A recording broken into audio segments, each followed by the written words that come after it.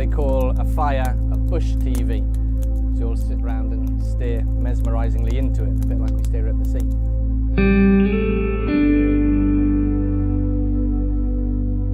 So we're going to build a little structure inside the fire. We've got 2 pieces of hardwood here, about that sort of size, and these are going to form the structure on the side of the fire.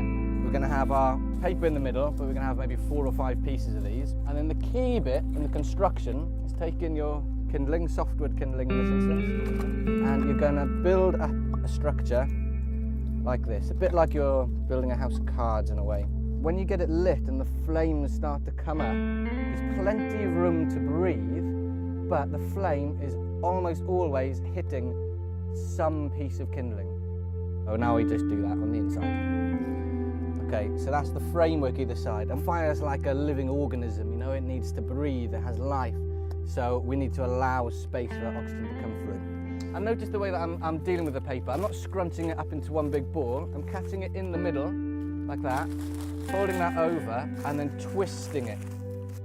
I like a bigger piece of kindling at the front, so that when everything else burns, it collapses behind it. Just makes it a little bit easier to support the next piece. Do one more layer. And you see I'm lighting the flared end here, so that catches. A little tip. I hold the flame for a few seconds just at the top of the fire to get the air streaming up. Can you hear that beginning to crackle? That's a good sound. It's a sacred element, fire. I feel, and so many say, it's magical. Who needs a TV when you've got a lovely fire going?